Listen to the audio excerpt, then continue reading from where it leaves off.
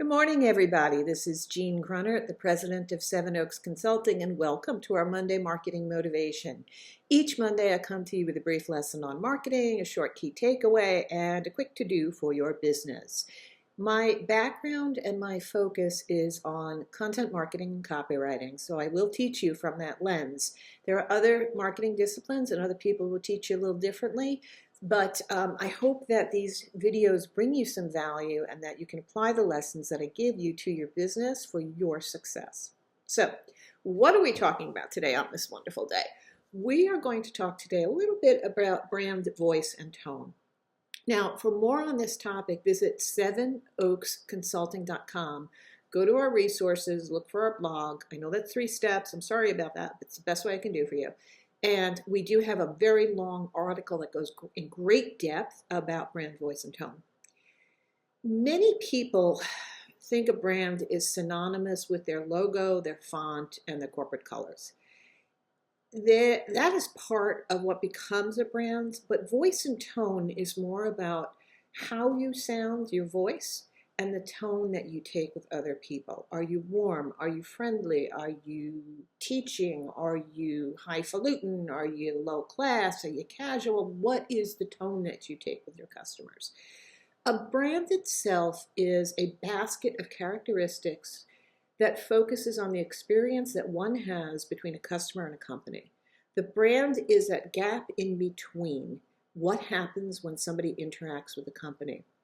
That interaction may be passive. I'm on the subway, I look up, there's an ad in my subway car for a particular company. That ad is built on certain colors and fonts and pictures and messaging, okay? That's passive recipient of a brand. If that's repeated often enough, it becomes recognizable. There's certain things about a brand that you start to, just a glance, you know that that's that brand, right? Coca-Cola red, Tiffany blue, Tiffany, the jewelry store, the little blue box. Coca-Cola's red with that scripty font. Like, as soon as you see that, you immediately can taste the cold, icy Coca-Cola, and you know exactly what that brand is. However, a brand is more about a customer's interaction with the company and the products and the experience that they have than it is about the shorthand of the visualness of the font. And what I mean by that, I can give you an example.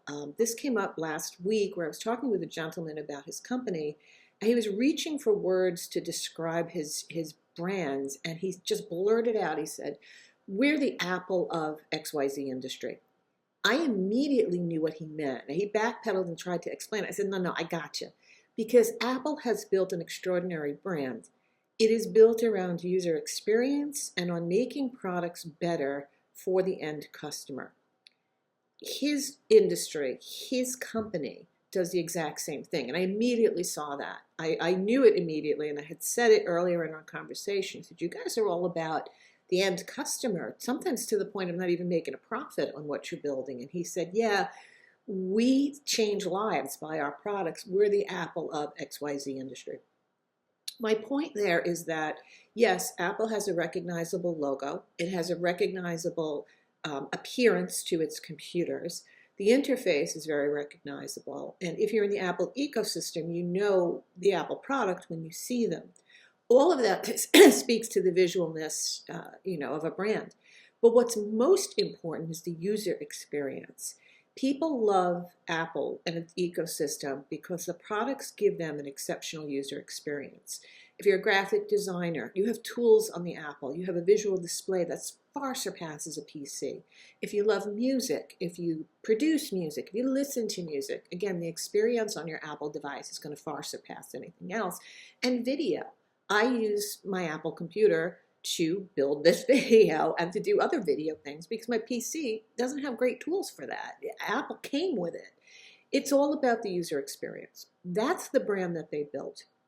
Now, brand voice and tone is how they talk to the customer. And when you are building a content marketing program, a digital marketing program, consistency in brand voice and tone is vital to its success. If you're inconsistent, if one day you're saying one thing and another day you're saying another, If one day you're saying it in a funny, joking kind of way, and then Tuesday you're saying it in a very serious way, and Thursday you're using a lot of jargon, and Friday you're using slang, you're all over the place. And it becomes an inconsistent jumble in the customer's mind. It doesn't stick. And more importantly, it makes them feel like, subconsciously, I think, that they can't trust your company. Because if you can't even be consistent in how you're talking to people, how can you be consistent in delivering a product or a service? That turns people off, and they're subconsciously, again, going to go elsewhere. So, okay, how do you create consistency in brand voice and tone? As a content marketer, I rely on building something called, I used to call them editorial style guides. They're really brand guidelines for voice and tone. It lays out in very plain, succinct language for anybody touching the copy, the graphic design, the messaging, the advertising, the social media. This is who we are as a company, and this is how we're going to communicate with others. So it starts with, this is who we are, this is how we solve problems for our customers, and this is what we want them to feel and take away from that interaction. For myself at Sevenoaks Consulting, our brand is built on a model that we call the authentic, and that is, it's built on a, I'm looking over here actually, how the world sees you. I'm looking for the book. Sally Hogshead, thank you very much. Sally Hogshead has built a branding system for personal branding. It's a very large matrix. Most companies use shorthand of characters like the magician, the wizard, blah, blah, blah, for a brand. And there's like 8 of them. They're called brand archetypes. And you'll see them in large corporations when they hire brand consultants. Sally Hogshead came out with a matrix of like 47 brand archetypes. It's huge. It's a lot better, I think, than any other branding system out there. And it's what I personally use when I work on branding for clients. My own brand for Sevenoaks, we try and be what's called the authentic. It's built on steadiness, professionalism, we're here for you. And we try and make sure that your customer experience with our company is like that too. You're not chasing me down for copy. I'm always there. I'm always on my deadline. I'm hitting that deadline, or I'm before that deadline. I'm giving you quality and consistency and steadiness, and at the back of that is me, Jean. So if you're interacting with me, if you're interacting with somebody else from representing Sevenoaks at some time, you're always getting that warmth, that friendliness, that professionalism, that authenticity behind our brand. We're not sparkly, we're not, fancy, we're not going to be, highfalutin with you. We are who we are. And that brand serves a certain customer segment the best. So when you're doing your brand voice and tone, you are building a foundation of how you are going to communicate out. Again, the goal, though, is to attract in the customers that resonate the most with that brand. A lot packed into that statement, so there's just a lot total baked into that statement. But we build this out in something called a style guide, a brand voice and tone guide, where we spell this out. We talk about who's our target customer or persona, how we communicate with them, what we say, what we never say, what we do, what we never do. And the goal is that anybody touching the marketing communications or the communications with the company is using that brand style guide to build a consistent messaging and feel out there. So what is the takeaway here? Branding is more than the visualness. It's more than your logo. It's more than your colors. It's also what you're saying, how you're saying it, and most importantly of all, the experience that you're giving people when they deal with you. So that's number 1. Our second takeaway is that brand voice and tone is the sound, the feeling people get when they read and experience your materials. You need to establish this and put it in a guideline that is then shared across whoever is working on your website, your social media, and your marketing. And it needs to have something called governance built in, which I'll talk about in another video. There has to be some kind of oversight over that to make sure that it is consistently applied across the board. When your brand voice and tone is spot on, and when it's done consistently, it continually helps to build up in the minds of your customers a unique set of characteristics that, like Apple, like the example the guy gave me earlier this week, becomes synonymous or a shorthand for a particular feeling. that you are giving customers. Your homework this week, you do get homework. Your homework is to sit down and look at who your target customers are. Please don't tell me it's everybody in the universe. Unless you're selling air or water, it is not everybody, right? You're selling to men, you're selling to women, you're selling to a particular age group, a particular demographic. We've been over this before. So think about that very unique subset. Think about the problems that these people have. How do you solve them? What kind of an experience do they have when they work with your company? Are you the most cutting edge, exciting thing in the market? Are you the steady Eddie, the reliable one? Are you always the smart one?